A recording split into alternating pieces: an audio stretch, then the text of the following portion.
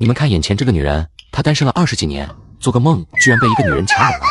这是什么乱七八糟的梦啊？玩的有这么花吗？丁，宿主，你不是在做梦？谁在说话？我是系统888，你可以称呼我爸爸。好的，老八，能不能来点前情要题，让我搞清楚现在这是怎么回事？宿主，你因为熬夜做动画猝死，穿到了。我看你是真饿了。我可是你师尊呀，这本书里成了女主的师尊扶风。我想起来了，我看过这本。按剧情发展来看，他应该是穿到了书的后半段，即将开启他逃他追他插翅难飞的刺激剧情。可原著师尊总是逃跑失败，被逮回来。系统，我不会走原主的老路吧？你可以改变自己的结局，获得在原世界重生的机会，同时得到1万万元奖励。这福利不错哎。但是你不能将原著情节大改。为什么？如果偏离原主线太多，书中世界很可能会崩塌，这里的所有人，包括你，都将不复存在，你也无法回到原来的世界。我上早吧。宿主，别灰心嘛，你现在才刚被抓来小半年，还是有机会逃掉的。判定逃脱成功的标准是，只要不被孔宇找到就可以了。你说的容易，以现阶段孔宇在挂界大陆单挑无人能敌的实力，你觉得我有什么资格逃出他的手掌？宿主加油，嘿嘿嘿。你特么只会喊加油是吧？听我说，谢谢你。苍天呀，大地呀，为什么要这么对我？你这还不如杀了我。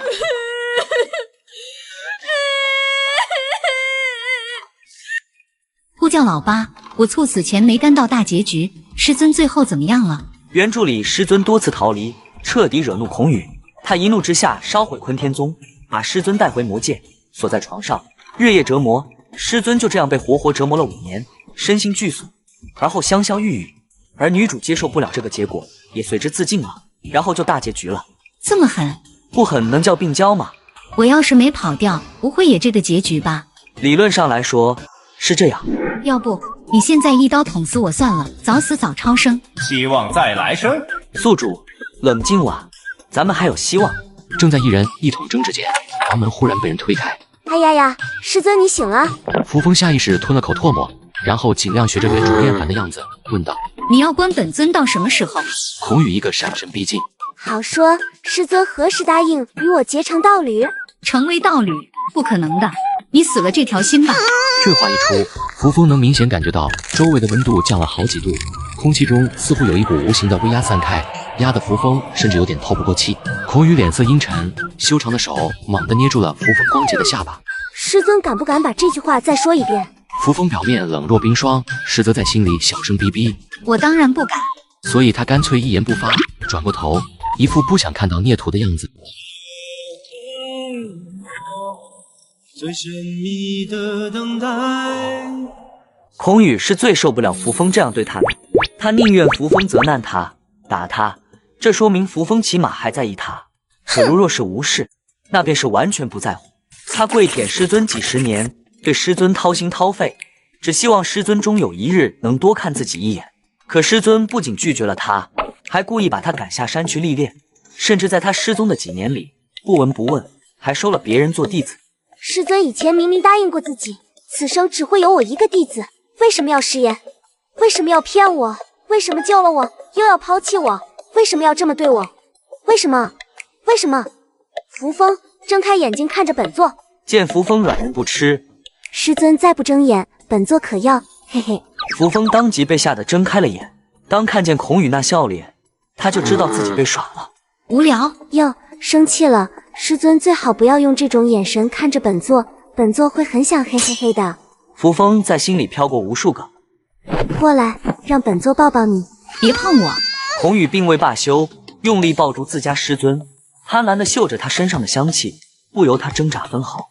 师尊，今时今日，你以为你还是高高在上的仙尊吗？你以为你还有能力拒绝本座吗？放开我！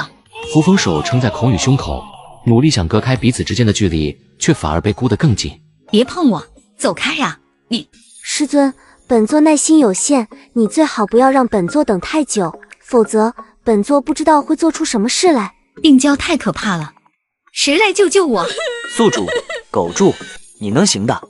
我不行啊，我支持不住了，我要回家。孔宇感受着怀里微微颤抖的身躯，转而摸了摸师尊的头。师尊别怕，只要你听话，弟子是不会伤害你的，弟子只会对你好，很好很好的那种，就像您曾经待弟子一样，以后别总惹弟子生气，好不好？弟子怕会控制不住的。控制不住什么？欺师灭祖吗？要不是我看过原著，知道这是个花言巧语、信手拈来的疯批，差点就信了这货的鬼话了。难怪师尊要跑，换我也是玩命的跑。两人就这样抱了许久，谁也没有动，直到扶风肚子传来咕咕声。咦，我记得原主应该早就辟谷，不用吃东西了的呀。以前是不用，可是师尊受伤后灵力倒退，大不如前。如今修为被封，犹如废人，所以现在和普通人一样需要吃东西。师尊宝宝饿了吗？弟子这就命人点个外卖。说罢，也不顾扶风愿不愿意，抱着他朝屋外走去。扶风马了，这一出去，岂不是要被魔修们当猴子一样围观？他只能往孔宇怀里缩了缩，自欺欺人，这样就不会社死了。我穿越成灵根受损的废物师尊，被病娇徒弟抓走日夜折磨，我发誓一定要逃离这里。孔宇抱着扶风走到一座凉亭里，才将扶风放下。扶风看到眼前的美食，差点口水都流出来了。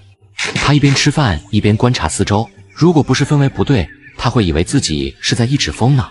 其实抛开禁锢、强制这一层来看，孔宇确实很爱扶风。但是扶风这样的人不接受孔宇的喜欢，孔宇就使各种手段搞师尊众叛亲离，还强制禁锢，爱的未免太令人窒息了。所以扶风还是选择毫不犹豫的跑。至于怎么跑，按原著里5天后修真界会有一株灵草现世，正适合温养扶风的灵根。孔宇会亲自去一趟，大概要2天才回来，正是逃跑的好机会。扶风会遇上一位坤天宗弟子，在这名弟子的帮助下，师尊逃了第一次。但师尊不知道孔宇在他身上装了定位器，出了魔教他就能感应到，所以师尊没跑多远就被追了回来。我就玩你马。师尊是有什么不适吗？没有。师尊，弟子这张脸是否比吃饭菜更为下饭？扶风被这一声拉回现实，面上顿如火烧。有病吧？师尊不必不好意思，弟子是师尊的，师尊想怎么看就怎么看。闭嘴！好，弟子闭嘴。孔宇夹起师尊喜欢吃的菜，送到他唇边，味道还不错哎，5星好评。系统见状，宿主，你在干什么啊？你怎么还吃上了？原来的师尊很排斥跟孔宇的亲密接触。你刚才为啥不提醒我一下？我以为你记得的。那个，现在怎么办？我这边没死机，问题不大。扶风正跟系统聊着的时候，孔宇一手拍在桌子上。师尊今日为何频频发呆？是在想怎么逃离弟子身边吗？我穿越成灵根受损的废物师尊，被病娇徒弟抓走日夜折磨，我发誓一定要逃离这里。你怎么知道我想跑？你想多了，我如今有逃的资格吗？孔宇露出了戏谑的笑容。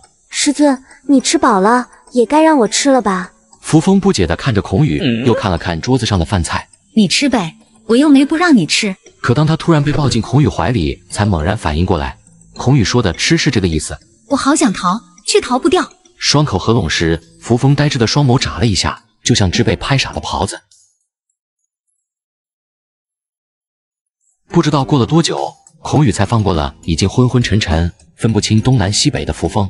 孔宇心满意足地抱着他回了房间。到了晚上，两人同榻而眠。扶风心神不安，担心发生原著里写的那些不可描述的事。要不是床不够大，他能离孔宇800米远。师尊，白日里是弟子不好。孔宇将扶风拥在怀里，伸手在他的脖颈间来回抚摸。扶风被挠得很痒，他好想逃，却逃不掉。他只能气鼓鼓地说道：孔宇，你有什么不好？我看你好得很。孔宇意料之中的没得到师尊的回应，他叹了口气，说道：睡觉觉吧。扶风一开始不敢睡，后来实在太困了，再加上孔宇身上的味道有点好闻，让他渐渐心安，然后上下眼皮一搭，睡了过去。再睁眼，已经是早晨，而身边的孔宇早已经不知所踪。扶风醒来的第一件事是把自己检查了一遍，衣服完整无缺，身体也没有不适。昨天晚上居然什么事都没发生，日思夜想的师尊睡在卧榻之侧，他是不是不行啊？宿主，为什么我感觉你好像期待他对你做点什么呢？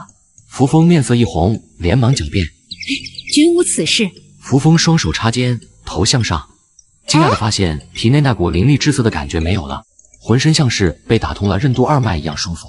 他发现封锁灵力的封印被解除了。老八，我可是记得原著里从头到尾，孔宇都没有让师尊恢复过灵力，这什么情况啊？这个我也不知道。也许你昨天吃了他的饭，让他很开心。不过这是好事啊，恢复灵力，你逃跑的概率会大大增加。快感应一下，你现在是什么境界？让我看看。扶风闭眼感受，很快他的表情从满怀期待变成生无可恋。他躺在床上，双手交叠，一副随时要走的样子。哦，你能理解我现在的心情吗？说实话，不太能，但我在努力尝试。所以，你到底感应到了什么？原主从最高一层掉到了最底层，炼气初期，而且灵根千疮百孔，犹如漏筛。我悟了，节哀。从大成掉到炼气，那确实是有够惨的。我就说，孔宇怎么会大发慈悲做这种好事？他一定早就知道，即使没有那层枷锁，我也还是个废人，只能被他玩弄于股掌之中。他这是在侮辱我。那个宿主，咱换个角度想，有总比没有好。扶风吸了口气，眼神变得坚定。你说的对，我要让孔宇因为小乔我而付出代价，我要判他无期徒刑。扶风收拾起零落心情，他决定趁着孔宇忙着和下属商议夺灵草的事，没空管他，正好出去偶遇一下他的线人，为第一次跑路做好充分准备。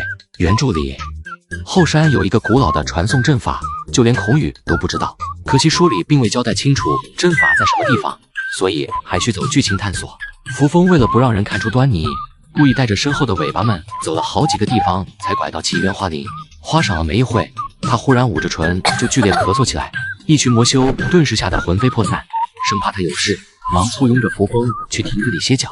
有的魔修已经去给孔宇报信了，用不了多久魔君就会清零。原著里的师尊确实是因为身体弱才咳嗽，而且还咳出血了，但现在的扶风好歹有灵力在身，没那么弱，所以刚才是故意装的。他只有这么做，那个坤天宗弟子才有机会上来跟他搭话。希望能赶在孔宇来之前搞定。仙尊，您没事吧？没事，只是些许寒风罢了。大人，其实奇人花的香气能凝神静气，闻一闻会让仙尊好受些。听到这个声音，扶风欣喜地转过头，只见亭子外一名15、16岁模样清秀的少女捧着奇缘花在跟随行的一个魔修交谈。扶风极力压制激动的心情，让他过来。那名魔修听见扶风发话，自是不敢再阻拦。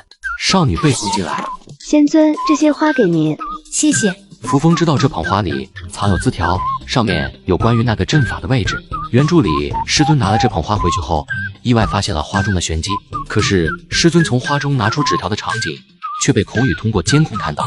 他知道师尊要跑，但他没有打草惊蛇，只是叫下属暗中盯着。想要逃掉，肯定不能回镜室再看，或许眼下会是拿到纸条的最好时机。不过在众目睽睽之下搞小动作，扶风是有点紧张的。他俯身将花凑进鼻尖，装模作样的嗅了嗅，手指往放字条的地方探去，眼看就要得手，不知道从哪冒出来一只手，夺走了花。哎呀呀，师尊怎么能背着弟子收别人送的东西？我穿越成灵根受损的废物师尊，被病娇徒弟抓走日夜折磨，我发誓一定要逃离这里。煮熟的鸭子突然飞走，让扶风差点没忍住对那个抢东西的人输出一通国粹。他转身，我就知道是你来了。靠，来得好快！东西落到孔宇手里，会不会被发现端倪？完了，搞不好今天就得唱凉凉。就这么喜欢别人送的东西？孔宇眼神危险地睨着扶风，仿佛他要胆敢说个事就让他好看。这是什么送命题？扶风绞尽脑汁想着这种情况原主该是什么反应，所幸他领悟能力够好，很快稳住心神。你发什么疯？他给我花不过是见我咳嗽身体不舒服，想让我闻了好受些罢了。孔宇思索片刻后，过来让我看看。扶风一侧身躲过了那只手。不必了，本尊病弱，岂不是更合你心意？这话一出，空气都仿佛凝固了，只感觉有一道无形的威压施展开来。不会刺激过头，玩脱了吧？孔宇若无其事地收回手。的确，那样才合本座心意。扶风冷哼一声，转身就走了。扶风在刚刚的交流里，后背都出冷汗了。不错呀，宿主对人设理解越来越透彻，不仅化险为夷，刚才的临场发挥，演技简直吹爆。谢谢，不想再有下一次了。他刚才没让孔宇探脉，是因为一探就露馅了，同时也是故意跟孔宇针锋相对，这样孔宇应该就不会去细究那捧花有什么玄机了。而那位被抛下的魔君大人，此刻正在凉亭里听下属汇报一路上的细节，手里掂着那把花，来回把玩的都快要盘出包浆了。当听到一路上扶风都好好的，却在到了花林后突然咳嗽，他不知想到了什么，表情很想踩人。魔君对那名养花的坤天宗弟子说道：从明天开始，你每日都送一把新鲜的花去净室。回到净室的扶风心情忐忑地瘫在床上，因为任务失败，他整个人都显得很焦躁。晚上门吱呀一声，扶风知道是孔宇回来了，他今晚比昨晚还要害怕见到孔宇，身体微微颤抖着。孔宇在床边站了会，在黑暗里笑了笑。孔宇钻进被子，将扶风揽进怀里。师尊还在生弟子的气吗？扶风一言不发。弟子错了，师尊原谅弟子这一次好不好？你没错，是原主错了，把你救了。师尊怎样才能原谅弟子？师尊若是喜欢奇缘花，那弟子每天都让下人送一捧过来可好？这下轮到扶风被整不会了。我下午不欢而散，孔宇该跟自己发疯才是常态，现在这低声下气来求和，是不是有点反人设呀？由于摸不准孔宇什么意思，扶风斟酌再三，最后只能说了句随你。他可不知道当时抱着他的人那眼睛盯着他有多冷。大清早，扶风一开门就见到了昨天那位坤天宗弟子，官人面色平静，也没有被严刑拷打过的样子。扶风心里对孔宇昨夜奇怪行为存有的剩余一丝疑虑也打消了。他接过花时，极快的速度查看了手里的花束，果然拿到了藏在花中的字条。他今天上午还有剧情要过，要在饭桌上把粘人精孔宇气走，好找个地方看字条上的内容。兄弟们，也是终于做完了呀！我穿越成灵根受损的废物师尊，被病娇徒弟抓走日夜折磨，我发誓一定要逃离这里。哎，兜兜转转，我还是躲不过这段剧情。我昨天走捷径，差点就成功了，好气呀！今天的饭菜比昨天的还要丰盛，看着就很有食欲。孔宇还是犹如昨日那般殷勤地给扶风投喂，这一次扶风并没有吃，筷子伸向哪边，他就向相反的方向躲。孔宇倒是有耐心，甚至对此似乎有点乐此不疲，给人的感觉就像是在逗猫弄狗，手里拿的也不是筷子，而是驯兽的鞭子。反观扶风，几番下来忍无可忍，恼怒地拍掉了那双烦人的筷子，筷子散落一地，现场一度落针可闻。但孔宇他还是维持着微笑，只是任谁看了都觉得那笑很假。师尊不想吃，是还在生气，还是觉得弟子做的饭菜不合胃口？你觉得本尊有什么胃口？弟子明白了，弟子再给您做一桌更好的。扶风感觉孔宇昨晚和今天对自己的忍耐力有点过于高了。我还记得刚醒来那天，孔宇可是说发疯就发疯的，不会是吃错药了吧？算了，管不了那么多了，为了任务只能放点狠话。你不明白，本尊一见你就没胃口。这句话不知戳到了孔宇哪个死穴。扶风看到他脸上那虚假的笑意，顿时烟消云散。下一秒，他眼前一花，已经在孔宇的怀里，动弹不得。在这几乎窒息的气氛里，扶风听到孔宇开口：那师尊对谁有胃口？小师妹吗？少女，你脑回路为何如此清奇？这是怎么跳到女二身上的？之前的修罗场剧情已经在坤天宗走完了好吗？其实并没有完全走完。你什么意思？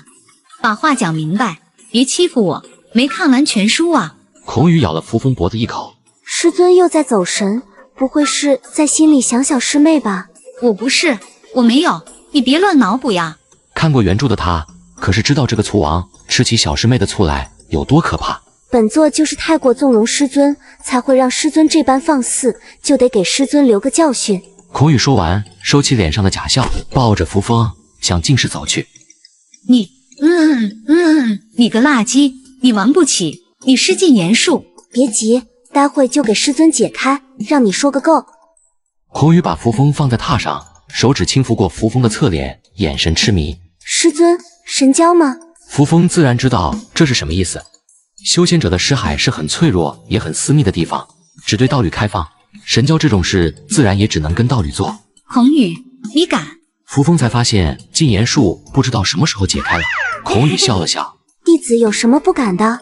扶风还想再骂几句，忽然被一股强大的神识入侵，昏迷了过去。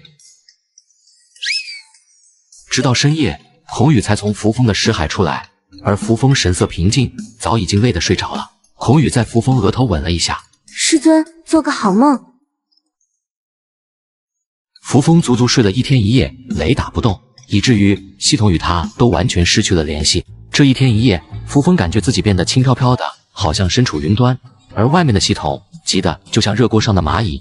他第250次对沉浸在识海里不肯出来的扶风吼道：“宿主，宿主，你快醒醒，别再睡了，再不醒你就没机会跑了。”我穿越成灵根受损的废物师尊，被病娇徒弟抓走日夜折磨，我发誓一定要逃离这里。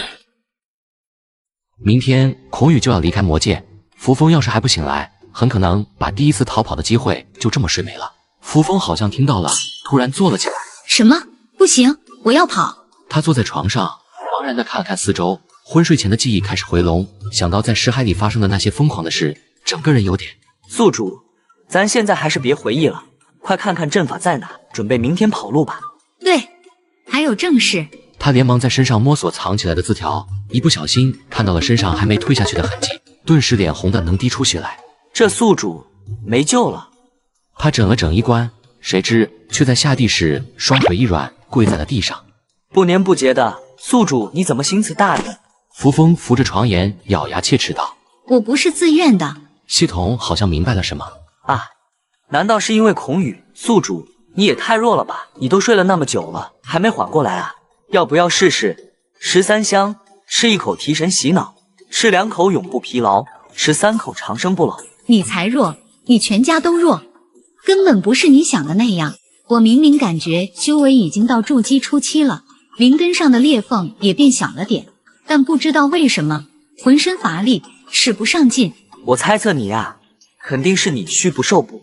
说得很好，下次别说了。不过这次之后，他发现好像双修对于他自身灵根的修复，比任何灵气、灵草来的都要有用。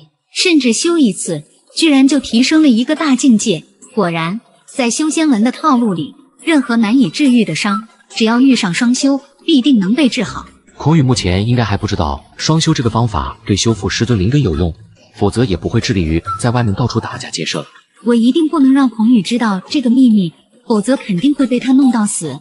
这次逃跑只许成功，不许失败。傍晚，扶风又被孔宇拉着去吃饭。这小子对于投喂师尊的执念咋就这么深呢？师尊今日气色看起来似乎不错。你看错了。是吗？孔宇夹了一块鱼片递到扶风唇边。我不饿。是真不饿。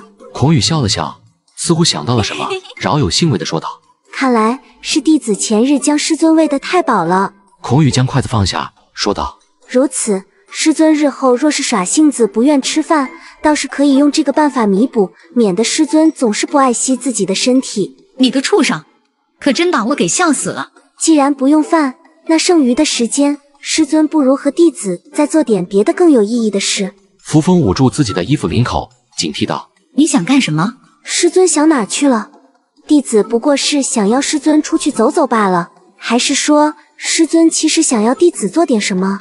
扶风微微后退，说道：“我不想出去。”然而拒绝没有鸟用。我穿越成灵根受损的废物师尊，被病娇徒弟抓走日夜折磨，我发誓一定要逃离这里。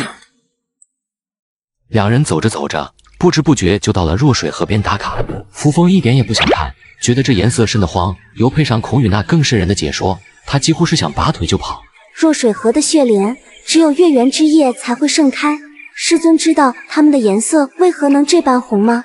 我不想知道。这花识人越多，颜色越正，是不是很有趣？有趣个毛线，疯子！其实弱水河的水更加有意思，其中无法超生的怨灵无数，人若掉进去，会在痛苦之中被怨灵连人带魂撕成碎片，化为这满河血莲的养料。你想暗示什么？不是要为师跟你共赴黄泉吧？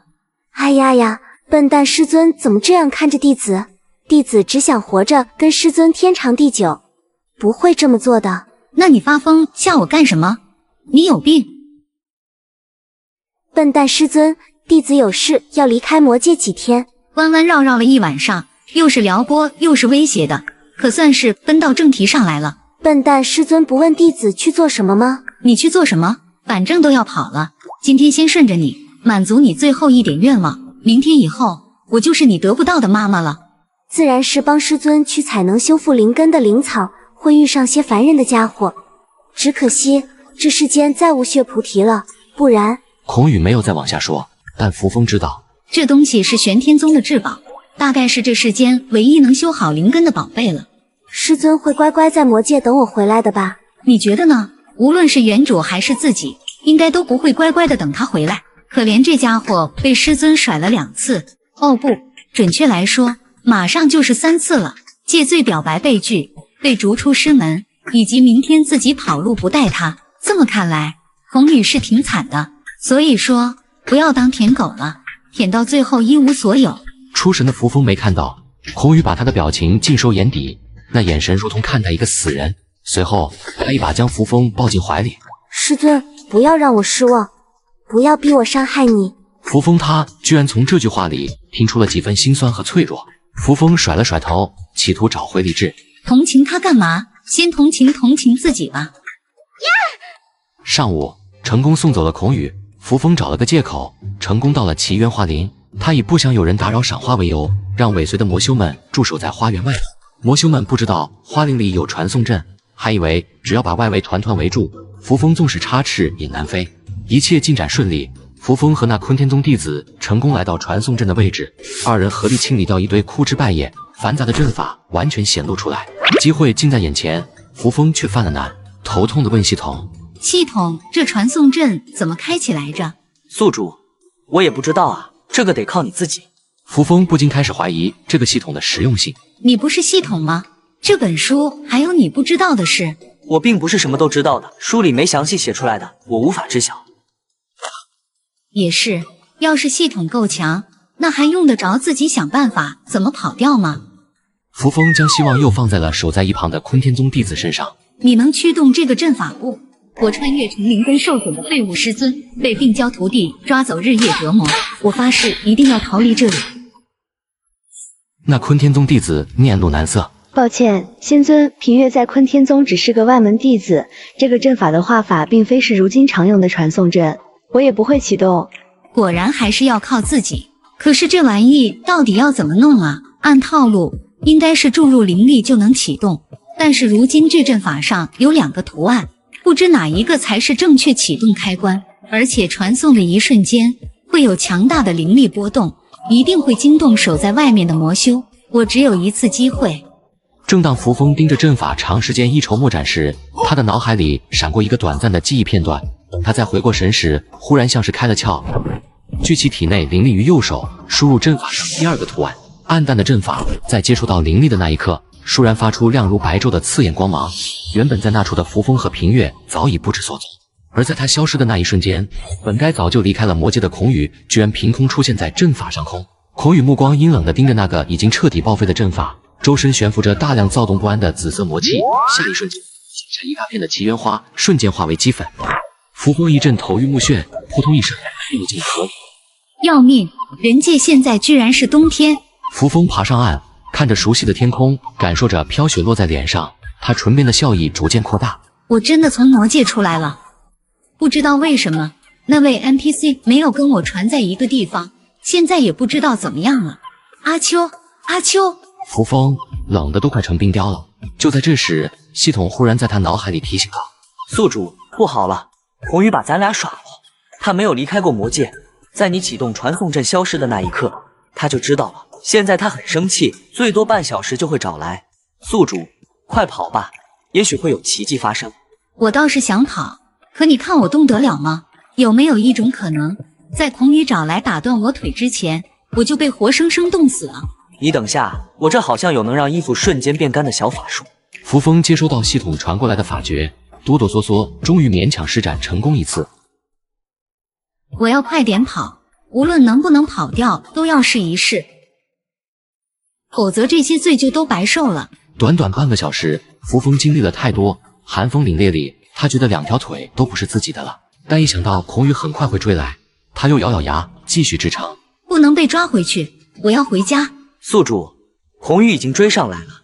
扶风回头看了一眼，只见魔气环身的孔宇，整个人便肝胆欲裂，撒着脚丫子狂奔。不是吧？为什么这么快？扶风不死心的继续跑，结果就是不出5米，孔宇就出现在他面前。师尊，跑什么？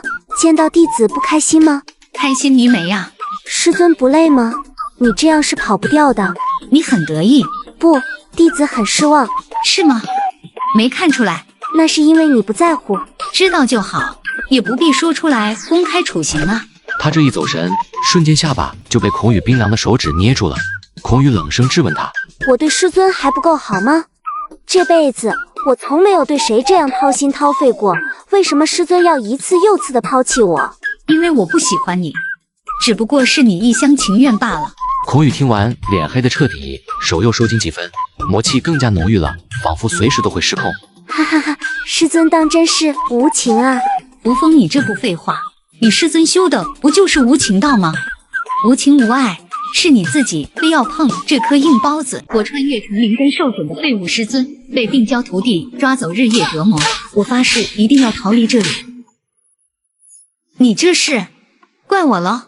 算了，不跟黑化的嘟嘟大魔头一般计较。就算是一厢情愿，那又怎样呢？孔宇轻身将扶风拢在方寸之地，捧着他的脸用力亲了上去。扶风的呼吸被一点点掠夺，所幸在最后一刻，孔宇还是松开了他。扶风重获自由，跪在地上疯狂呼吸。孔宇看着狼狈的扶风，师尊是不是很好奇，为什么弟子能这么快就找到你？我不想知道。孔宇蹲下，师尊是否忘了，师尊从上到下，从里到外都沾上了弟子的魔气，打上了弟子的烙印。扶风简直想扑上去咬死他。你这么厉害，那我岂不是要夸夸你？师尊想怎么夸？扶风被这人死皮赖脸的精神刺激到了。我不想跟你废话，你到底想怎么样？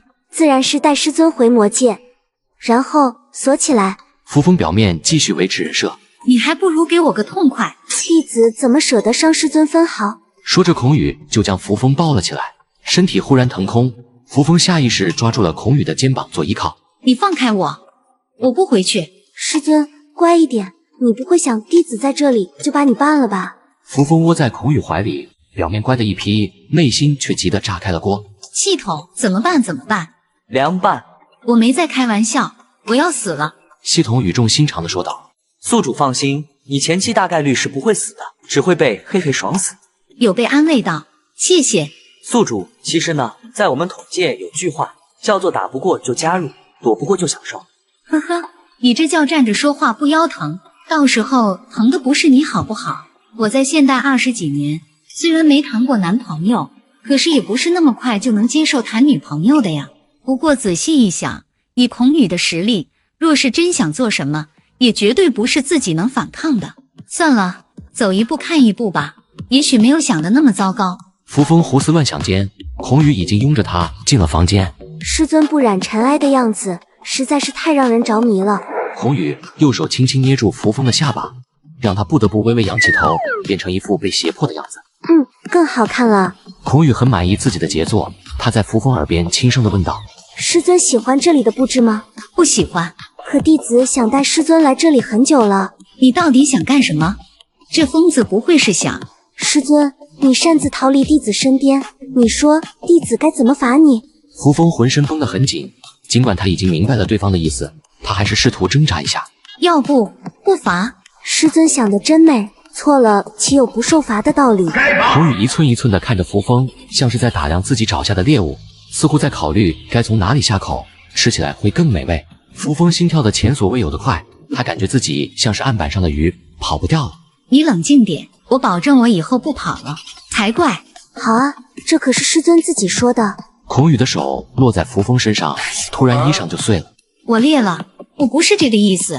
孔宇，别让我恨你。弟子也不想这样，可弟子只能这样惩罚你了。孔宇吻了上去，做了他此生最想做的事。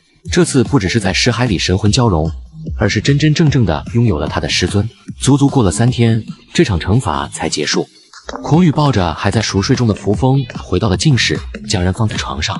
随后他拿出链子扣在扶风的脚踝上，大小正好，仿佛是精心准备的。这铁链是我用玄铁打造，坚硬无比，除了我能解开，就只有但望师尊最好不要动去找小师妹的念头，不然我不介意让人永远消失。孔宇在屋子外面也布下了好几层强大结界，这可是布下了天罗地网，师尊插翅也难飞了。孔宇在扶风额头落下一吻。师尊，这是你逼我的，以后你想跑也跑不掉了。不过师尊这次倒是比起上回要坚持的久些了，难道是身体有所好转？莫非双修可以？我穿越成灵根受损的废物师尊，被病娇徒弟抓走日夜折磨，我发誓一定要逃离这里。孔宇正要探扶风的脉象，一道声音入耳，打断了他。魔君，人抓到了。黑玄跟在浑身冒冷气的孔宇后面，心情忐忑。我自己应该是没得罪魔君的呀，可魔君看起来脸色似乎不太好，难道仙尊没让魔君静心？怎么说吧，魔君缠仙尊那股劲，就不是病殃殃的仙尊能吃得消的。平月都交代了什么？正在脑补大戏的黑玄被魔君突然提问，一时间脑子没转过弯来。平月交代，这次协助仙尊逃走，是因为仙尊曾经在南华山秘境偶然间与他有过救命之恩。至于传送法阵，是他在养花时偶然间发现的，但属下仔细查看过，仙尊与他根本没什么救命之恩，他只是个外门弟子，根本进不去秘境的。坤天宗被您攻下后，平月虽是幸存者，但对您恨意非常。属下查到，他对您那位姐姐十分爱慕。听到姐姐二字，孔宇脸色倏然变冷，没再说话。很快，他们到了地牢。孔宇站在中央，看着平月。平月看清在自己面前的人是谁时，眼底涌现出一丝恐惧，还有怨恨。我呸！狗魔君，你胆子不小，敢在本座眼皮子底下拐走本座的人！我呸！我只是不想让仙尊继续被你侮辱。然后呢？平月看着孔宇，骂道：“你凭什么囚禁仙尊？他是你的师尊，修真界人人都知道仙尊当初对你有再造之恩，你却恩将仇报。我呸！你还强迫他，你简直不是人。”据书里描写，这是有人教他说的，目的就是为了刺激孔宇。如果自己死在孔宇手里，仙尊知道了只会更加厌恶孔宇。孔宇笑了笑，继续。反正仙尊如今已经逃走，你杀了我吧。不怕死，那怕被本座搜魂吗？随着魔气侵入平月的尸海，平月发出凄厉的惨叫声。孔宇翻了翻那些记忆，大都是平月跟踪窥视他姐姐的记忆，便是随便扫过都觉得脏了自己的眼。倒是最近半年有一次见过一个奇怪的黑袍人，那人小心谨慎，声音和面貌都做过遮掩，但孔宇一眼就认出来了。小师妹，你还真是阴魂不散呢。扶风醒过来的时候，孔宇就躺在他身侧，手里把玩着一颗流影珠，里面时不时传出有人凄惨的叫声，听得扶风毛骨悚然。师尊可算醒了，怎么这样看着弟子？是好奇弟子手里的流影珠吗？我一点也不好奇。孔宇听了这话，不仅没收回，还恶意的把流影珠往扶风跟前递了递。别给我看！好好好，不看不看。孔宇将珠子收了，把扶风抱进怀里。师尊是在自责吗？若是自责，师尊以后便不要再想着逃跑，否则还会有很多人像他一样。师尊，你明白吗？孔宇真是个疯子，真不知道这人当初得经历了多变态的童年，才能变成现在这样。我感觉自己要是跟孔宇待久了，说不定也会被他逼疯。马德，好，必须跑！我穿越成灵根受损的废物师尊，被病娇徒弟抓走日夜折磨，我发誓一定要逃离这里。这几天系统跟扶风讲了大概剧情走向，扶风简直想一口盐水喷死系统。我终于知道为什么孔宇后面越来越疯了。虽然小师妹最多算是个假想敌，但这种伤害对于病娇来说仍旧是致命的。要是这次又失败了，我会是什么下场？不，小徒弟刘云作为一个能在修真界横着走的修二代，去他家狗一狗还是可以的。眼下最重要的是怎么神不知鬼不觉的把求救消息传给小徒弟。对了，有个叫传讯玉简的东西，只要有灵力就能传送消息，相对安全。书里说孔宇的乾坤袋里有一个玉简，是当初师尊亲手给他做的，怎么才能不被怀疑，还能把孔宇的乾坤袋骗到手？书里对于获得玉简的过程并未详细描述，宿主可以相对自由发挥，只要能拿到玉简，保证主线走向即可。为了让孔宇放松警惕，接下来的半个月里，扶风在尽量维持高冷人设的情况下，半推半就的跟孔宇处着，但几乎是每天都要以身试魔。原来做魔君的道理是比996更为残酷的压榨。扶风有点生无可恋。思来想去，扶风想了个馊主意。系统有没有办法让我病一病？咦，没发烧啊？这装病岂不是于任务更加不利？孔宇到时肯定紧张的让你连床都不准下了。别废话，你就说有没有办法？有是有，不过就是威力可能会有点大。来吧。这确实有点过于猛了。孔宇推门进来时，正好看见扶风咳嗽的模样。师尊，你怎么了？孔宇让扶风躺在床上，然后一道灵力钻进扶风的身体里。即便那天我没有探查师尊的身体，可近来师尊气色明明不错，没理由突然又情况恶化。片刻后，孔宇看着扶风，师尊，这次你又想做什么？居然一猜就准。可惜这次是系统做的手脚，他就算再怀疑，也什么都查不出来。我做了什么？不如说你做了什么？你试试被人像个犯人一样囚在一间屋子里，长时间不能离开半步，还要跟你被迫做那些事，不生病才怪。孔宇被对得哑口无言。所以师尊是想说一切都怪我？我也不想这样，师尊，可怎么办呢？你总是想跑。你就没想过你这样爱人的方式不对吗？哪里不对？比起当初只能眼巴巴等着师尊来可怜我，至少现在师尊你永远是我的了。以前的我蠢死了，等到最后也只等来了师尊的抛弃。我也没有抛弃你，只是弟子知道师尊想说没有寻弟子，是因为坤天宗也有难，师尊作为仙尊，当为宗门挺身而出。其实我更想说，别人的死活与我何干？可你为什么要收别人做弟子？你答应过弟子，此生只有我一个的。你既然理解为师的责任，也当明白当初收关门弟子是……我不听，我不听，我不听！师尊，弟子不想从你嘴里听到任何关于那个人的话，一个字都不。不然你明天就别想下床了。这欺师灭祖的玩意儿，明明是孔宇自己忍不住先扯到刘云身上的，给他惯的。扶风教徒不成，反被气，索性卷了被子，背对着孽徒倒在被窝里，准备强制入睡。没过多久，扶风听到孔宇用委屈又可怜的声音唤他：“师尊，你生气了吗？师尊，你不是觉得一直待在静室郁闷吗？怎么，你要良心发现了？过几日是人间的元宵佳节，弟子可以带师尊出去透透气。”装睡的扶风转过身来：“你要说这个，那我可就不困了。我穿越成灵根受损废物师尊，被病娇徒弟抓走日夜折磨，我发誓一定要逃离这里。但弟子担心，若是带师尊出去，师尊又跑了，可怎么办呢？”扶风知道自己信用点破产，只能耐心解释：“你太看得起我了，在你眼皮子底下我还能跑。若你实在不放心，把我放你乾坤袋里。”孔宇微微讶异，似是不信：“师尊会愿意待在那里面？只要能出去透透气就行。”那弟子若是答应了师尊，师尊要给弟子什么好处？弟子可不能让师尊白占便宜。你想要什么？师尊觉得弟子想要什么？孔宇的手放在扶风白嫩的胸口，意味深长地看着扶风。扶风被这人的眼神勾得有点晕头转向，心律不齐。这人笑起来可真像个妖精啊，顶不住了。孔宇不知从哪掏出来一本书。师尊答应的话，我们现在就可以来研究一下这本合欢宗的秘籍。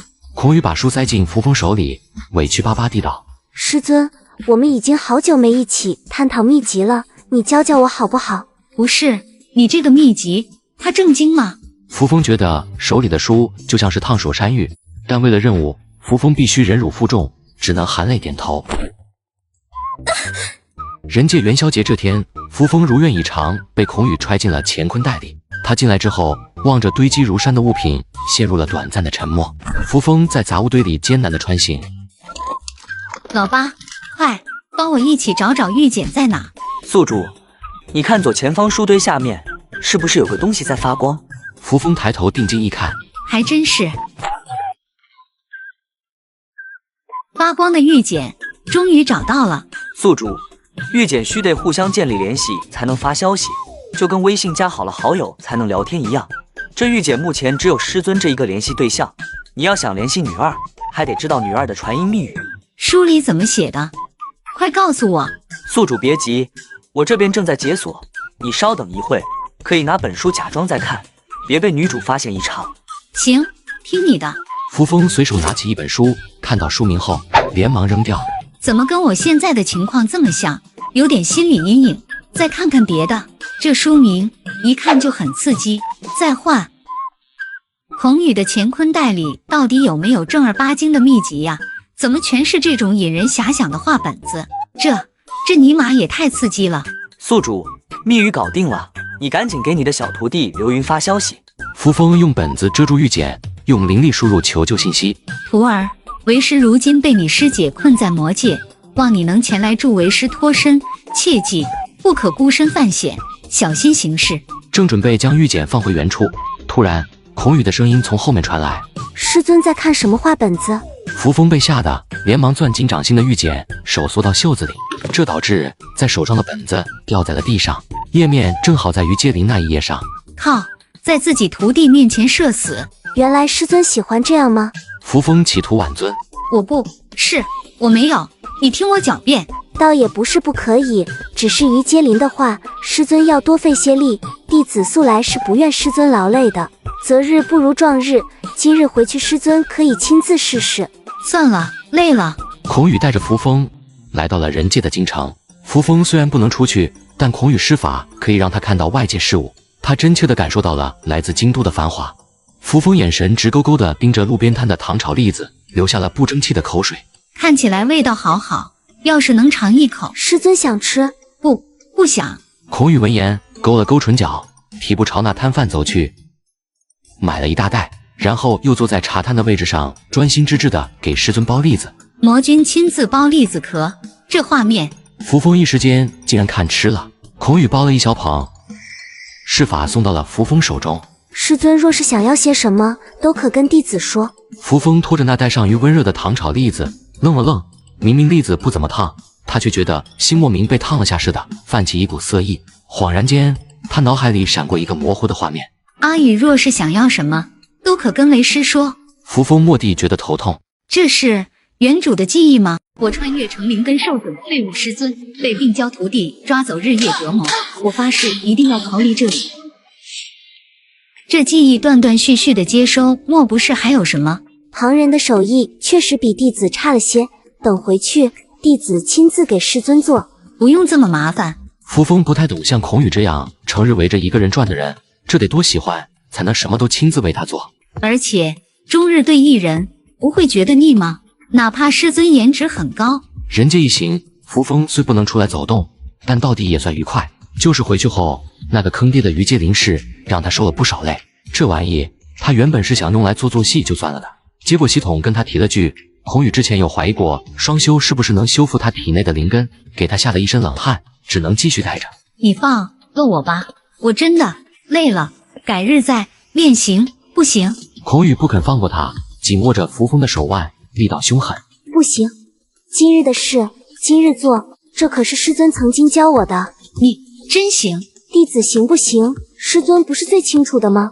扶风用一满情外的愤怒瞪着孔宇，恨恨地咬了孔宇一口。他咬得很用力，像是在发泄近日以来对孔宇的不满。扶风很快尝到了腥甜的味道，可孔宇对于这疼痛却眉头也不皱一下，反而兴奋地笑了。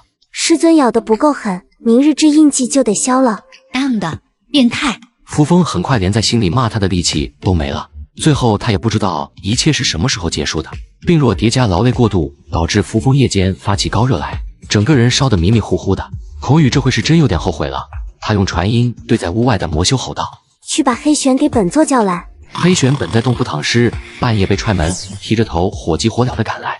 他在路上就听说仙尊病倒了，还发热了，肯定是因为魔君所求无度，仙尊的病体残躯才。我早就在心里叮嘱过魔君好多遍了，要节制。看来这一次，怎么着也不能因为挨揍而继续退缩。黑玄把过脉后，鼓起勇气道：君上，属下斗胆一言，您平日还是顾惜些仙尊，他的身体经不住您日夜折腾。孔宇看着黑玄，反问：“你的意思是，本座的不是？师尊前些日子明明是越来越好，却突然不好，显然是师尊自己做了什么。”黑玄莫名觉得后背一凉。若是魔君执意按照心意行事，那恐怕仙尊没多少日子。他瞅了眼孔宇的脸色，很好，已经是想把他砍了，所以他选择及时住嘴。我作为一个合格的护法，不要告诉魔君怎么吃不到肉，而是要想办法让他不仅吃到肉，而且还得尽兴。黑玄绞尽脑汁，君上，其实也不是没有办法。这云雾山最近快成熟的精灵果勉强能缓解仙尊的状况，但也只有一时的效果罢了。毕竟仙根破损，哪是那么容易修复的？眼见孔宇神色有所缓和，黑玄便知自己话应当是说对了。至于这个热症，服下丹药以后，很快就会退热。知道了，你退下吧。黑玄如蒙大赦，赶紧开溜。孔宇躺在扶风身侧，凝视着师尊绝美的睡颜，不舍得眨一下眼睛。近来，他总有种强烈的患得患失感，以至于明明师尊人此刻就在身边，明明触手可及，他却总觉得随时会失去。师尊，不要再离开我了，就这样一直待在我身边，好不好？若你再跑一次，我也许会控制不住。3天后，孔宇带着一身伤从外面回来，递给扶风一枚桃子般大小的金色果子。果子周围灵气四溢，一看就不是凡品。扶风质问道：“你去做什么了？弄成这样？”从书里的进度来看，现阶段的孔宇几乎没有人能伤到他，可这满身血迹、胸口处露骨的伤痕，都显示着孔宇经历了一场极为惨烈的战斗。孔宇满不在乎地道：“云雾山跟几只不识好歹的上古凶兽打了一架。”扶风真想打开孔宇的脑袋，看看里面是不是都是江湖。你有病，没事去找上古凶兽打架？没办法，他们有弟子想要的东西，却不肯给，弟子只能换种法子让他们交出来。交出来了，然后呢？你自己也没讨到便宜。扶风把人摁在床上躺着，从孔宇乾坤袋里取出一些疗伤的丹药。他也是在里面待过一次才知道，乾坤袋这种私密的法器，孔宇居然是对扶风开放的。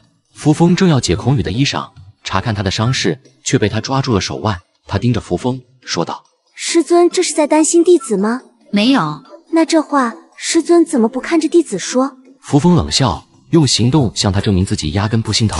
他直接撕开了孔宇沾着血的衣服。“阿斯，好疼！师尊，你轻一点。”这让人遐想的调调，扶风听得脸都红了。“别乱叫！”“可弟子忍不住，真的疼。”孔宇失血过多，睡得很沉。杀人不眨眼的大魔头，也有这么安静乖巧的时候。可扶风盯着这张脸，却怎么也睡不着。扶风知道自己不能再待了，他感觉自己正在被孔宇的所作所为一点点蚕食，他动摇了。可笑，我又不是真的师尊了。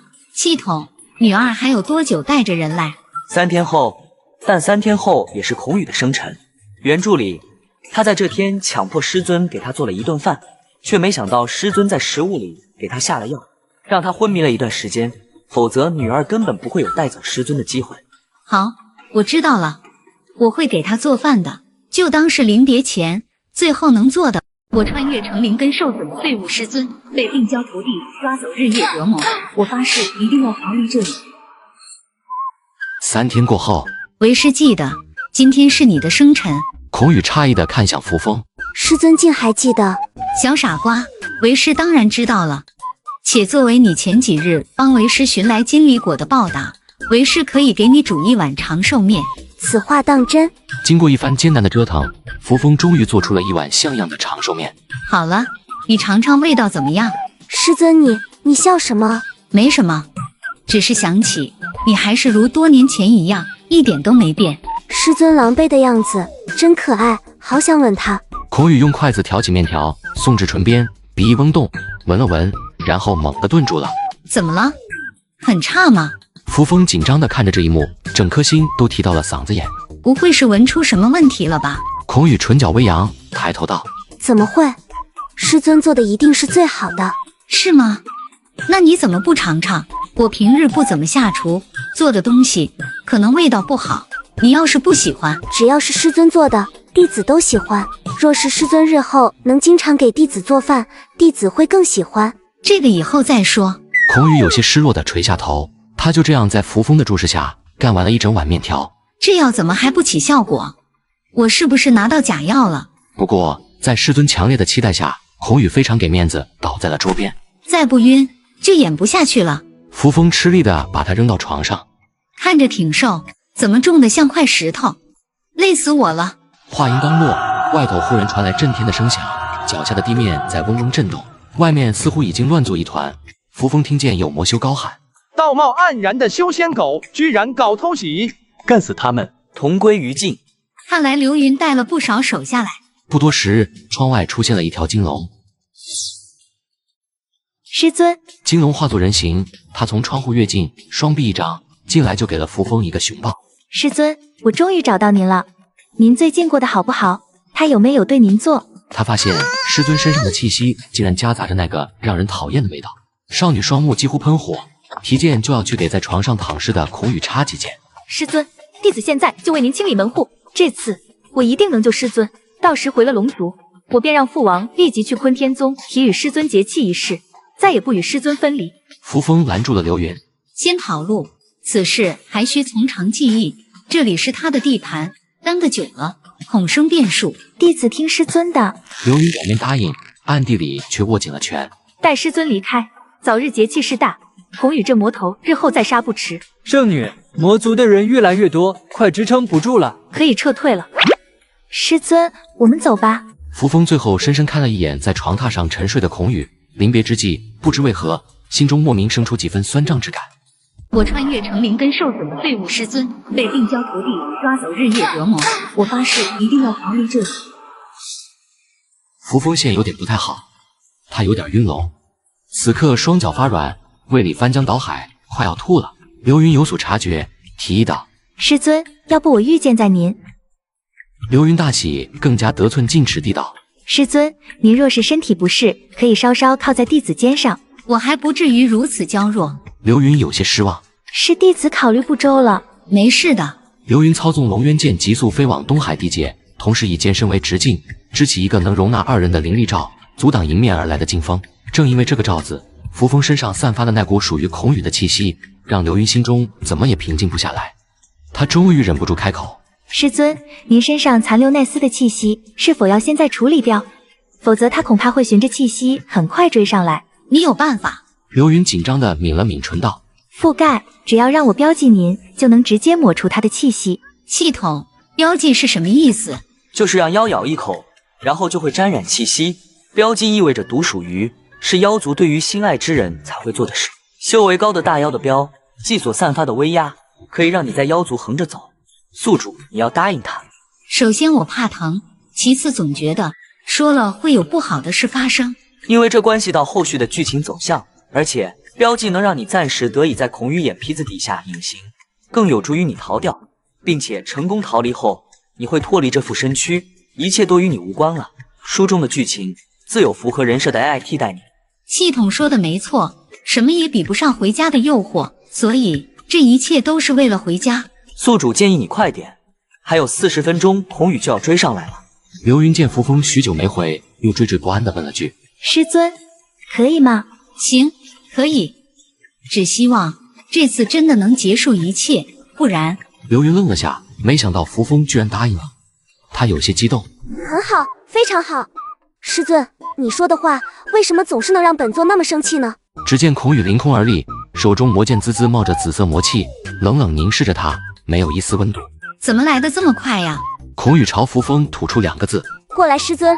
扶风往刘云背后躲了点，亲眼目睹师尊与小师妹恩爱互动这一幕的孔宇，几乎要用眼神将刘云撕成碎片。师尊，别让本座说第3遍，否则你得哭着求本座。等本座抓到你们，本座会当着他的面惩罚你，惩罚到你认错，惩罚到你求饶，让小师妹好好看看清冷绝尘的师尊平日是怎么给弟子们传道授业解惑的，让他们知道师尊可不是对谁都如对大师姐那般躬身指导的。污言秽语，不堪入耳。本想多留你些日子，是你自己送上门来的。诸位长老，出手吧。7、8个人忽然出现在半空，将孔宇团团围住，纷纷祭出自己的本命法宝，护成犄角之势，结了一个牢不可破的伏魔天罡阵。师尊，伏魔天罡阵需9人方能成，弟子须得留下助阵，师尊可先行回族，中等弟子的好消息。接过了剑，扶风不忍地看了眼刘云，多加小心。师尊放心，弟子省的。而被困在伏魔天罡阵里的孔宇，则是带着邪气看向扶风。师尊，本座提醒你一句，你若是敢走，今日这里所有人都会死。我穿越成灵根受损的废物师尊，被病娇徒弟抓走日夜折磨，我发誓一定要逃离这里。扶风当然是不听威胁的，直接御剑就走了。此时不跑，更待何时？天真，你们以为这样就能困住我吗？愿山河永在。老八，你个坑货！孔宇追上来了，你怎么没有提醒我？宿主，不是我不提醒你，而是我根本来不及。如果女二这次带着那么些元婴后期的修士都不能为你拖延半个小时，那你下次恐怕要叫上修真界的大半高阶修士来阻拦他才够格。半个修真界？你搞错没？我就是想，估计人家也不会给我脸吧。他们是可能不会给你脸，但是必须给孔宇脸。1个月后，他会便邀天下修士来幻月宗参加与你的结契大典。你大可不必如此直白。还剩多久？10分钟，宿主加油！终于要脱离魔爪，回归正常生活了。一道阴魂不散的声音打碎了他所有美梦。师尊，这便是您恢复的全部实力吗？比起当初，那可是差远了。扶风回头就见到了几乎毫发无伤的孔宇，吓得玩命的给剑加速。师尊，你跑这么快干什么？弟子都快追不上你了。师尊，你确定现在不回头看看弟子，抱着弟子服软求饶吗？也许弟子待会怜惜你几分。孔宇这句戏谑的话几乎是贴着扶风的耳朵说的，然后蓦地伸出手，抓到你了！撒手撒手！好，就差5分钟，我差点就回去了，就差一点点。师尊还是省些力气在挣扎上，待会也好为弟子传道授业解惑。孔宇带着扶风往地面山林飞去，似乎有暂时留在这的打算。我不想跟你。那你想跟谁？小师妹吗？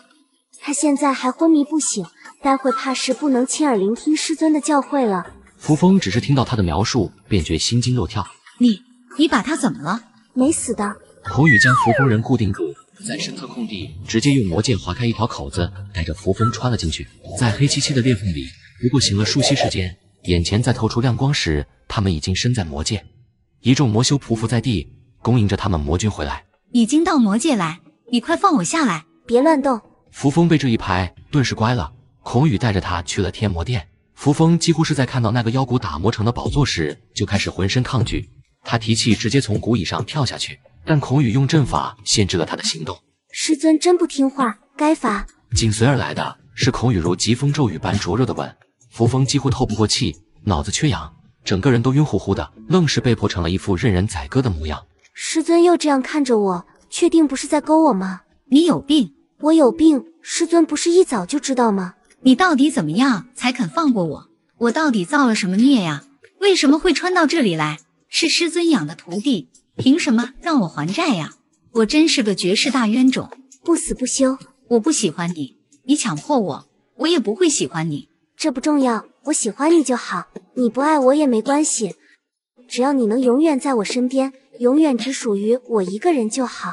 后面的事，扶风记忆断断续续的，隐约只记得他哭的泪都流不出来了，耳边是孔宇低沉迷人的嗓音：师尊看看我好不好？师尊又哭了，弟子怎么忍得住？师尊可以亲自教教弟子这本秘籍怎么练吗？怎么吓成这样？今天不练全册，弟子舍不得您太劳累。疯子啊，谁来救救我？师尊说的都对，弟子不仅是个疯子，还是个欺师灭祖的人渣。可这个人渣爱你怎么办呢？师尊，我爱你啊，真的很爱你。你能不能也喜欢我一点点？我穿越成灵根受损的废物师尊，被病娇徒弟抓走日夜折磨，我发誓一定要逃离这里。孔宇把昏过去的扶风抱回了净室，没多久去而复返。孔宇刚回来，便在手座旁忍不住吐了一口浊血。君上，您受伤了，是不是因为体内同时存在的灵气和魔气不受控制了？但当初魔君便是靠着这种自创的特殊修炼方法，在坤天宗几次躲过盘查，要不是后来被流云拆穿。没事，小乔那条废龙了。魔界情况如何？咱们魔界这边伤亡不大。孔宇话题一转，最近有查到孔灵的行踪吗？还没有，已经很久没有发现他的踪迹了。先退下吧，本座想一个人静静。扶风醒过来之后，浑身像是散了架一样的疼，脑海里昨晚那些羞耻的记忆逐渐回笼。孔宇攒着那股劲，逼着我说了好多让人脸颊发烫的情话，诸如喜欢他、想要他、离不开他，每天都要这样那样。这真的是我吗？以前哪怕是在这种事上的了却，我也不会这么，我不会真要弯吧？不，我不允许。师尊在想什么？我永远不会忘记昨天这小畜生对我做了什么。如果可以，我恨不得在这小畜生身上3刀6个洞，好好喝他的血。说话，你希望我说什么？什么都行，总之不要如同现在这样一副如丧考妣的模样。弟子万一不高兴，把小师妹变成小师弟。你总是这样，难怪不招人喜欢。是了，弟子的确不如小师妹那般招人喜欢，弟子就是被人厌恶大的，不合师尊心意也是难免的。这话为什么听着好酸好酸？阿宇跟他有什么关系？我从来只把他当弟子看，而且因为当时受伤，将人收入门下后，我还隔3差5闭关，根本就没有太多指导的机会，这样连一般正常师徒都比不上的过往，这也值得阿宇你促成这样。是吗？但那小子可不是那么想的。那师尊平日是怎么看弟子的？小畜生。好，弟子在师尊心中果然是极其特别的。扶风觉得他笑起来很假，又莫名悲凉，心中那种没由来的闷痛感又来了，他有些烦躁。你别笑了，总有种笑着笑着就会哭的感觉。师尊不喜欢看弟子对你笑吗？不喜欢，至少特么笑正常点，你这笑一看就很反派。那师尊喜欢弟子怎样？至少得听话，乖一点，别动不动用强，也别总是拿无辜之人的命来威胁我，更不能用锁链笼子之类的困住我。那弟子若是如师尊所说去做，师尊会喜欢弟子吗？会心甘情愿永远留在弟子身边吗？不会，没有人会真正喜欢一个强迫过自己的人。所以也不能怪弟子用自己的法子爱你，不管我怎么做，师尊都不会喜欢我的。扶风还想说点什么，系统忽然提醒他，宿主，这时候千万别刺激女主了，否则女主会让刘瑜生不如死的。什么意思？按书里写的后续剧情，女主没有杀刘云，并非是看在师尊的面子上，而是因为嫉妒他，想让他生不如死。你也知道，刘云原身是条龙，在修真界这种地方，浑身都是宝。孔宇暗中经常让下属拔龙鳞、放龙血、剜龙骨，这无一不是酷刑。扶风听了系统的话，一颗心彻底沉了下去。师尊脸色怎么突然这么差？又对自己用了那种术法，师尊最好收了这些伎俩，免得自己受罪。见扶风还是一话不说，孔宇叹了口气，师尊真是不听话。孔宇将人抱了起来，身体骤然旋通，让扶风回过神来，说道：你要干什么？自然是带师尊去沐浴，师尊是我的，全身上下只能有我的味道，凡是被他人碰过的地方全都要洗干净，若洗不干净就剜掉。扶风下意识抱紧自己，他想到自己抓着刘云的手，完了，BBQ 了！我穿越成灵根受损的废物师尊，被病娇徒弟抓走日夜折磨，我发誓一定要逃离这里。师尊想见见小师妹吗？好端端提女二干什么？应该是那段剧情，当着女二的面逼迫师尊答应1个月之后结契。有一种不好的预感，就是宿主你想的那样。师尊怎么不说话？先吃饭。师尊，你有好些日子没见到小师妹了吧？我带你来见她，你开心吗？扶风顺着孔宇指的方向看过去，遍体鳞伤的刘云全在角落里，空气中是浓烈的血腥味。你对她做了什么？拔鳞抽筋，顺便放了点血。你放了她吧，她毕竟是龙族的圣女，是我让她协助我从魔界离开的，她只是听从，你惩罚我还不够吗？师尊不说，弟子险些都要忘了。师尊居然敢用你当初亲手给弟子做的通讯玉简与他联系，那是我和你的东西，怎么能留下别人的痕迹？你都知道了？是啊，弟子在知道的那一刻，真是恨不得让小师妹在这个世界上消失呢。哈哈哈！可是弟子若是那么做了，师尊一定又不高兴了，所以弟子留他一命。我是不是很懂师尊？是不是很听话？师尊要不要夸夸我？嘿嘿。我们的事不要牵扯别人进来，我任你处置。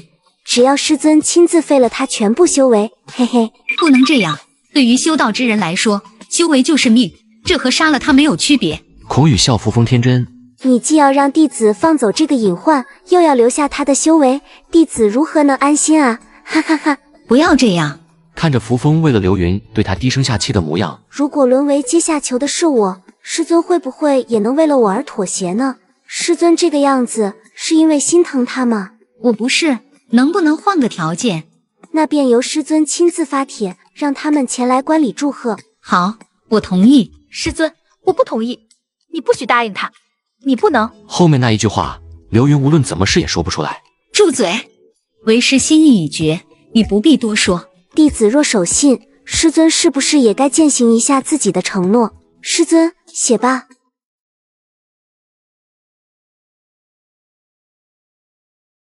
哎呀，写歪了。我穿越成灵根受损废物师尊，被病娇徒弟抓走日夜折磨。我发誓一定要逃离这里。节气大典所需物品筹备的如何了？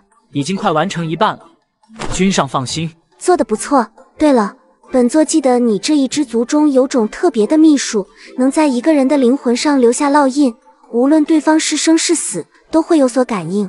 君上说的是同心咒吧？确实有这么个术法，前提得互相心意相通才行，否则强行留下烙印的那个人，得日夜承受焚心之痛。无事，你去把施咒的方法给本座寻来便是。每天都在为了别人的爱情忙碌奔波，有点心酸了。不过，我只要想到自己写的霸道魔君狠狠爱，又能有素材可填了，我就开心。老八，我今天有剧情要走吗？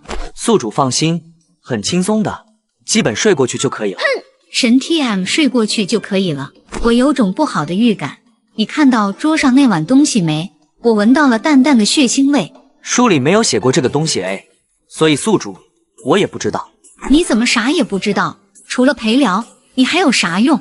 师尊在想什么？这么专注？在想你等会要对我做什么？弟子想给师尊留个印记，表明师尊是只属于我一个人的。这到底是什么该死的胜负欲？当师尊的身体是十字绣吗？可能会有些疼。这什么颜料？我的血。师尊近来修为不是又有所增长吗？你又知道了？水灵根能养木灵根，弟子早该想到的。师尊，你说我们这是不是上天注定的缘分？狗屁缘分！师尊，幻月宗那边快布置好了，剩下的几天我们去那边住，好不好？都可以。如风没再看孔宇，翻过身拿了本书在看。这特么到底是魔界哪个人才写的？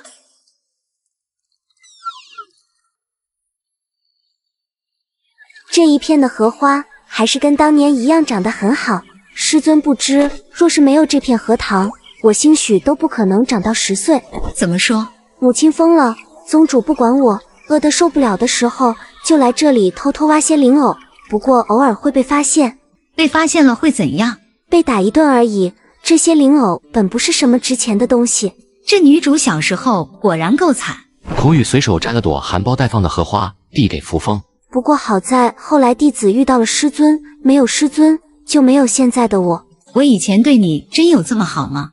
师尊待我自然是极好的，会亲自给弟子做饭，会记得弟子生辰。你靠这么近做什么？师尊，我可以亲你吗？不行，船翻了怎么办？有我在，不会翻。师尊乖。你到底要带我去哪？到了。扶风渐渐看着一望无垠的草原，这里好美。很美。世间一切都不及师尊美。师尊还是学不会换气，笨笨的。时间不早了，我们该回去了。再等等。等什么？孔宇话音刚落，眼前忽见银白色的细光飘荡，先是一只，然后是无数只，将扶风包围其中。这是什么？流萤啊！宿主、余主他好会啊！你好什么？没见过世面吗？师尊喜欢吗？这样震撼的场面，估计没有人会不喜欢吧。这个时节，这里怎么会有流萤？这个秘境里的流萤只在这个季节有。师尊知道它们翩然起舞是为何吗？为何？互相吸引，然后繁衍后代。这个暗示已经不要太明显了。扶风感觉到自己心莫名其妙跳得好快。师尊，与我结成道侣吧。我之前不是答应你了吗？上次情景不太好，这次没有别人，只有我们，师尊还愿意吗？弟子就知道师尊与我是心意相通的。过于自信就不太好了，你这叫做强行心意相通。哎呀，不要听了。师叔，坐。多谢师叔好意，我说几句话就走。半年来，师尊四处遍寻师叔不到，一直想办法拖延自己的心魔劫。前些日子正准备闭关渡劫，忽然收到师叔与这位的节气请帖，师尊立心魔劫失败了，二位的节气大典恐怕难以出席，故让弟子将贺礼带来给师叔。师尊说，师叔您既然选择了，他不便多说什么，只是从此师叔与坤天宗便不再有瓜葛了。帮我带句话回去，多谢师兄的贺礼，是我对不住他。扶风拿着的盒子回了房间，取出了里面的东西。没想到掌门师伯手艺还不错，瞧着就像真人一般。不过师尊为何要让掌门师伯送这个东西？就当做一个特别的纪念。我穿越成灵根受损的废物师尊，被病娇徒弟抓走日夜折磨，我发誓一定要逃离这里。当真世风日下，坤天宗的仙尊居然跟自己的徒弟搞在一起了。我听说还不止一个呢，他那关门弟子龙族圣女也被迷得五迷三道的。堂堂仙尊比那狐狸精还能勾人？什么？还有这事？道友你说的靠不靠谱啊？一看你就消息闭塞。今天流云满身是伤，被丢回了古往海，龙筋都被抽了几根。假的吧？童宇胆子再大，也不敢这么对龙族圣女吧？他要公然挑战整个龙族，人魔混合的杂种，他有什么不敢的？你也不想想，他当初血洗幻月宗的时候，那手段叫修正界多少人闻风丧胆，如今谁敢惹他？坤天宗的人也不管管吗？这可是他们宗门出来的祸害，总不能让孔宇一直这么横下去吧？七，你不知道坤天宗宗主云思清因为这些事气得心魔劫斗斗失败了吗？啊，这你一说，今天还真没看见云宗主来。魔道横行，再这么下去，修真界怕是要完喽。师兄，他们说的未免太难听了，让我去教训教训他们。静心些吧，师尊说了，今日不要惹事，重要的是把师叔接回去。你眼神怎么回事？能不能收敛点？弟子已经很收敛了，否则……君上，吉时快到了。知道了，师尊，我们走吧。给孔宇和扶风念诵词的是位从未见过的魔都前辈。孔宇的生父一直是个谜，或许那生父早就死了，如今只好找别人来凑数。师尊，我们终于在一起了。啊，不对，现下该换你娘子才是。麻蛋，现场这么多人，你能不能回去再唠？师尊真是太容易害羞了，还是先带你回去吧。二人一道回了西房。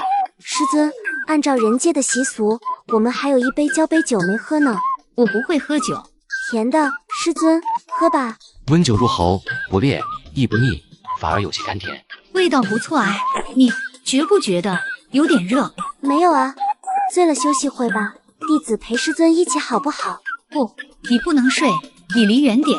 师尊当真不讲道理，今日是我们大喜的日子，为何要让我离远点？这话可真伤人心。你总是欺负我，我怎么会欺负你呢？我只是……你做什么？嘘，师尊，别说话。师尊，你是爱我的，你瞧这印记，就是最好的证明。不是，不爱。恍惚间，扶风感觉身体的感知在慢慢弱化，遥远的地方似乎什么声音在呼唤着他。他循着那缥缈的声音而去，而正抱着扶风的孔宇浑身蓦地一僵，他颤抖地伸手去探扶风的鼻息。怎么会突然没有气息了呢？师尊，他连忙取出扶风的命牌，却发现命牌断成了2截。师尊，你别吓我，你是骗我的对不对？你醒过来好不好？不要丢下我一个人，我只有你了。坤天宗，师妹归魂。片刻后，扶风睁开双眸，发现周围水雾朦胧，而自己身处池中。师兄，云思清握着扶风的手，问道：“身体可还有其他地方不适？”好像没有。不对，我身上有个印记。什么印记？没什么。如今我已经完全换了一副身躯，那个东西应该也抹掉了吧？我穿越成灵根受损的废物师尊，被病娇徒弟抓走日夜折磨，我发誓一定要逃离这里。孔宇尝试了各种办法，都没能让扶风醒过来。他神情逐渐变得有些疯魔，极少显露的紫色气体在身边扩散开，仿佛随时都会失控。若不是那个印记让他对扶风还有着微弱的感应，他险些真的要被骗过去。毕竟连命牌都碎了，谁能想到人居然没死呢？师尊，本座不让你死，你就不能死。那些胆敢帮你的人，本座会一个一个杀掉，这样以后就再也不会有人能帮你逃走了。孔宇出了婚房，你传令下去，集结魔界将士，一炷香后上坤天宗。是，好奇怪呀，今天不是君上的大喜之日吗？怎么突然要上玄天宗了？扶风老是在水里泡着，他感觉自己要泡发。老八，现在一切还正常吧？暂时还没有检测到女主的踪迹，咱们这次有很大希望。那就好，还是死盾好用，早知道这么容易搞定，第一次逃跑就用这办法了，说不得我早就回家了。是哇，咱们找错了路，不过现在对了就行，还剩半个小时。我终于要重新能拥有空调 WiFi 西瓜了，我回去后能拿到那笔钱，我还不用打工了。呜呜，宿主，你回去后我会想你的。我也会想你的，虽然一直以来你比较废。可以了，水中寒凉，还是上岸吧。他话没说完，猛地眼唇咳嗽起来。师尊，他的心魔结真出了问题。回师叔，是的，这到底怎么回事？我还以为那是编的呢。是因为宗主师兄坏了，孔宇他带着魔族上门来了。慌慌张张，成何体统？好好说清楚怎么回事。孔宇让宗主您把人交出来，否则他把坤天宗夷为平地。扶风听到这，人已经麻了。曹，我又要来一次在劫难逃是吗？召回山脚的弟子，集结宗门内金丹以上修士，在无相峰集合，准备应对魔族。师兄，是因为云思清打断扶风，对他施了一道定身术。你老实在一指峰待着，哪也不许去。师兄，他既然知道了，肯定不会善罢甘休。你把我教，怎么一个两个都喜欢禁言呢？云思清走出2步，回头看向扶风，神色复杂，却莫名坚定。阿峰，当年的事，师兄很后悔。为什么受伤的不是我？你本该有机会飞升我，所以这次师兄一定会保护你，哪怕是用我这条命与他同归于尽。老八，云思清不会真的挂掉吧？按照原著走向，他确实会死在孔宇手里。扶风听完，整一个就是痛苦面具。为什么我想回家就这么难？扶风在静池里煎熬地等待着，度秒如年。他不知道外面打成什么样了，但是听着那地动山摇的声音，也可以猜出应该是怎样才对。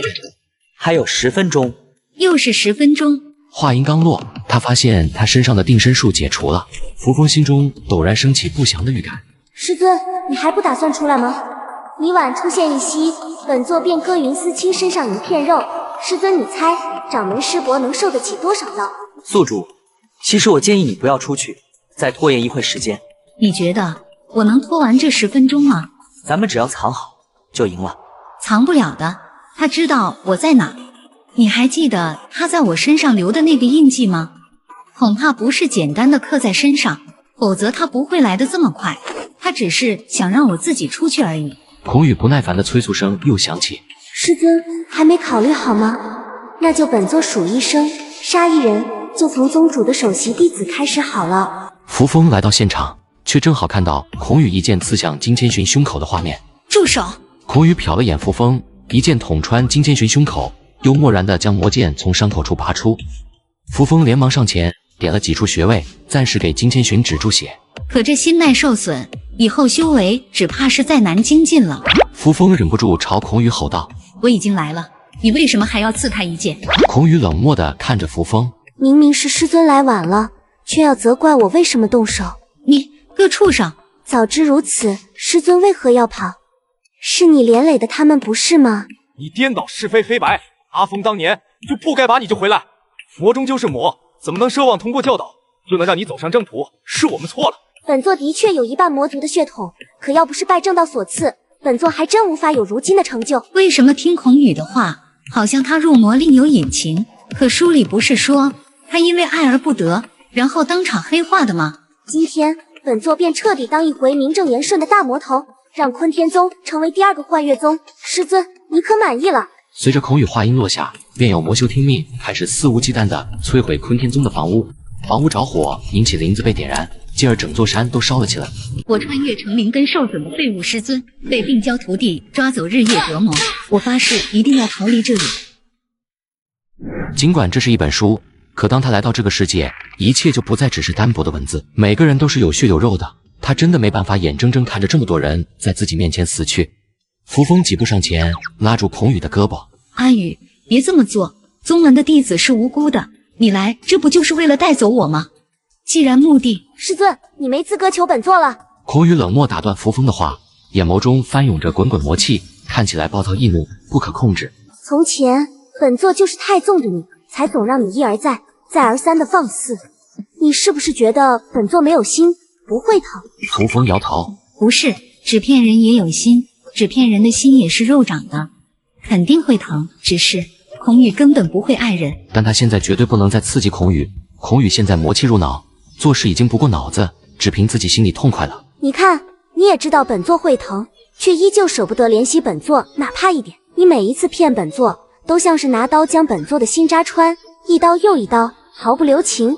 那种无言的疼痛，你根本不会明白。阿宇，你要怎样才肯罢手？那么师尊，你要怎样才肯一心一意留在本座身边？为什么又是这种问题？除非太阳打西边出来，除非孔宇真能克制改变自己，否则他永远不可能会尝试去喜欢孔宇。师尊答不上来，是因为又在想权宜之计，想先将本座安抚住，再图以后，是也不是？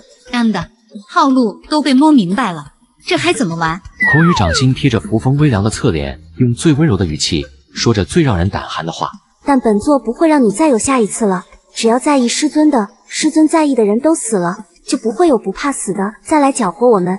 只要师尊没有了家，本座在的地方才有可能成为师尊的家。扶风再次劝道：阿宇，你现在是被我气昏头做的冲动决定，不要做让自己后悔的事。后悔？本座为什么会后悔？下一瞬便将人带到了一指峰的无悔崖。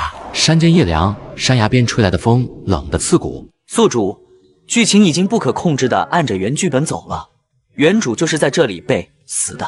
扶风没有回答系统的话。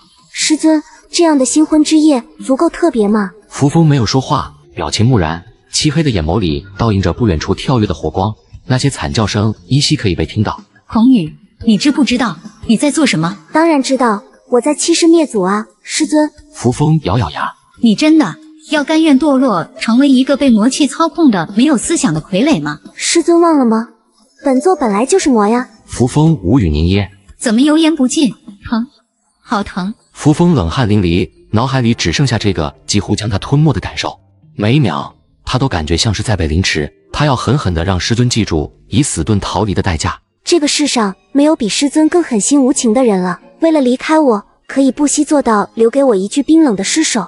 师尊知道我当时抱着那逐渐冰凉的躯体有多痛苦绝望吗？每次都是表面迎合，背地里却一直在计划怎么离开，一次次让我从希望变成绝望。要怎么样才能让你记住不要离开我？孔宇越是想起这些，眼底暴虐的魔气就越是肆意蔓延，也就越是凶狠的。扶风一度差点晕厥过去，声音不稳地道：阿宇，我好疼。这是他第一次在神志不清的时候下意识呢喃孔宇的名字。他总觉得这样亲昵的称呼以前好像喊过千百次，脑子里有些东西慢慢从模糊到清明，一些被遗忘的片段逐渐被拾起，胸口沉闷闷的，整个人犹如在狂风暴雨中被风雨打得凄惨的花，随时都会香消玉殒。疼吗？本座也很疼，本座要师尊牢牢记得，这疼只有本座能给你，你以后都只能这样给本座。扶风蹙眉，脑海里思绪很乱，每一个字说得愈发艰难。我真的很抱歉，我做的事伤害了你，让你失控变成这样，我的确有责任。他真没想到那次离开以后一切会变成这样。师尊在说什么？本座哪里失控了？本座明明清醒得很，清楚的知道本座在。对不起。师尊也会跟我道歉吗？对不起。扶风眼眸微合，失神的轻声说着，一直因为疼痛紧绷着的身体在说完这句话之后蓦地放松。系统在他脑海里急促的呼唤声也变得越来越远，身体的感知在消退，就像之前魂魄离体时的感觉一样，轻飘飘的。要解脱了吗？这样也不算太差吧。在扶风闭眼的那一瞬，孔宇心口猛地一脚，他猛然间意识到了什么。师尊没有回应，一片死寂。师尊，孔宇垂手见到了扶风身上几乎惨烈的 S 痕，顿时如遭雷击。我做了什么？孔宇脑子一片空白，他声音不可抑制的发抖。师尊，醒醒啊！你在吓我是吗？你在怪我那样对你？你生气了才不睁开眼看我的，对不对？扶风双眸紧闭，没有任何反应。师尊，对不起，我不想的，我也不知道我怎么会，我不是故意的。师尊，无悔崖上回荡着孔宇撕心裂肺的呐喊，他感应不到师尊了，他把师尊弄丢了。